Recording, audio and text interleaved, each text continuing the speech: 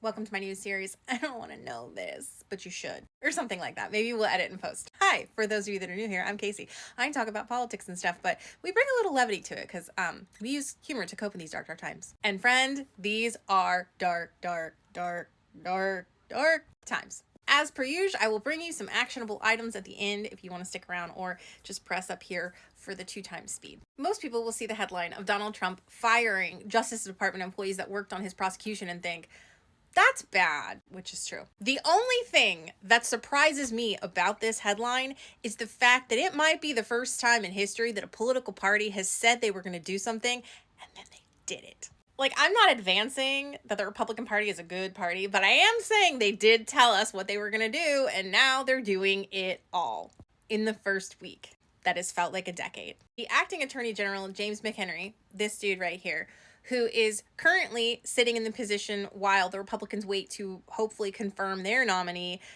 Pam Bondi. Not hopefully for me. I mean, they hope that they can confirm her. McHenry was like, listen, we had to get rid of these people because we didn't have the faith that they could implement the president's agenda because of their significant role in prosecuting the president. And I want to read that back to you one more time. They didn't believe these officials could be trusted to faithfully implement the president's agenda because of their significant role in prosecuting the president. What fresh dystopian hell is this? Sometimes I read stuff like this and I think I'm the only one.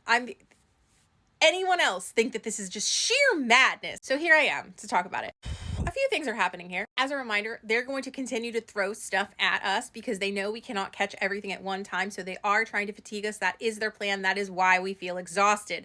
That's their goal. It's right out of a page from the playbook, Project 2025, which we talked about a lot. And many people, probably not you, but many people were like, stop fear-mongering. They're not going to do all that. Even though we were like, hey, remember Project 2017? He implemented like 67% of that, maybe 65. Somebody check that percentage. It's around that. More than it should have been. The bulk of Project 2025 talked about setting up the government so that Trump could come in and rule without any obstacle. Because when he ran the country the first time, he kept meeting with obstacles that were checks and balances, that were people who told him, hey, these are the rules and you can't do that, that were Democrats who actually stood up to him and said, no, thank you, we're not going to do this. And so Project 2025 is all about purging those people and putting in people that are favorable to Trump's mission. If you go back and read the foreword of the document, like the first opening introduction sections are all about why Trump wasn't successful and how necessary it is to streamline the government, to get rid of all the waste, but part of getting rid of that waste is getting rid of anybody that's going to say no to him and his agenda. That's not how the executive branch is intended to work at all. We have checks and balances for a reason.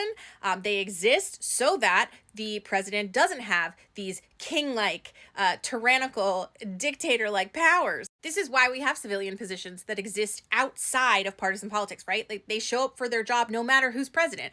Trump gets elected, they go to work. If Kamala Harris gets elected, they go to work. They're always there. And then they stay there. The next time a new president comes in, there's already somebody there. It helps with stability in government and continuity because there's not just this whole mess of new people every single time. And the legitimacy of the executive branch because not everybody in it is beholden to that specific president and their party, which is obviously very important. Initially, not a lot of people knew about Project 2025. I think I was talking about it like in January of 2024, and hardly anybody knew what it was. By the summertime, I think it's at 54% of people knew about Project 2025. A lot of great organizations and nonprofits like Democracy Forward put out these wonderful guides that gave people an indication of what was really happening in there, a Cliff Notes version, because the actual document was like 900 plus pages and it's dense reading. So the average person wasn't going to read it. And these documents were wonderful to summarize the problematic parts, which was pretty much all of Project 2025.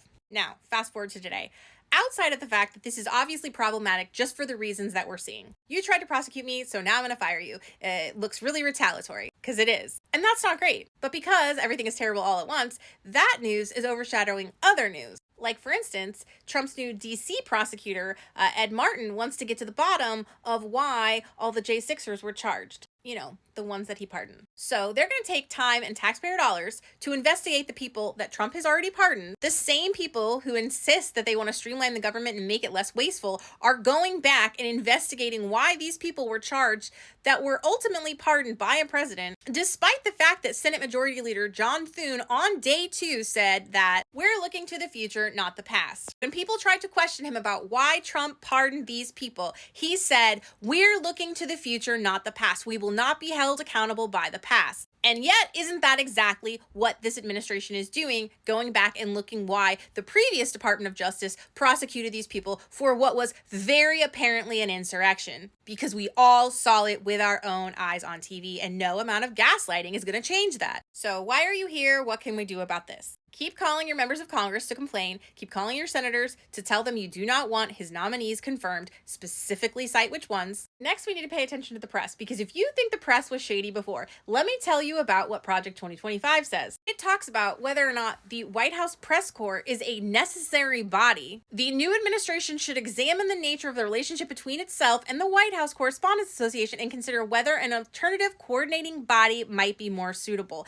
Do you know what that means? That means state-run media. That means no free press. That means we put the people in that we know will sell you the story we want you to hear. No legal entitlement exists for the provision of permanent space for the media on the White House campus, and the next administration should re-examine the balance between media demands and space constraints on the White House premises. Like, this is not a college campus dorm room. You can find room at the White House for press. This is ridiculous.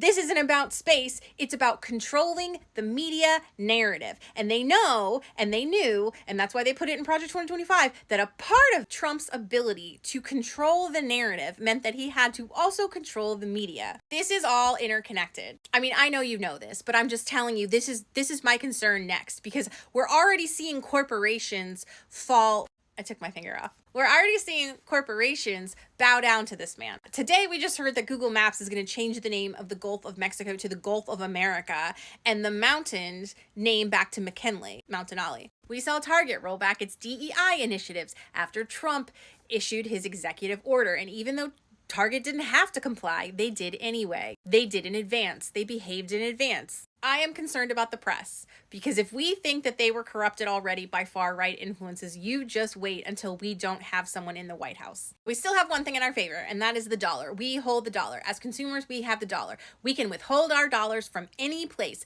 and that includes media outlets. That also includes subscribing and following their channels, which also means we can amplify their competitors if we want. So this idea that the press can do whatever they want and we can't hold them accountable, that's silly. Of course we can. We have money. We have advertiser dollars. We're the ones that make that possible for now. We should use that power. Okay, now I'm going to go watch Unsolved Mysteries or Murder, She Wrote and try to forget that any of this exists for like an hour and a half. Okay, see you tomorrow.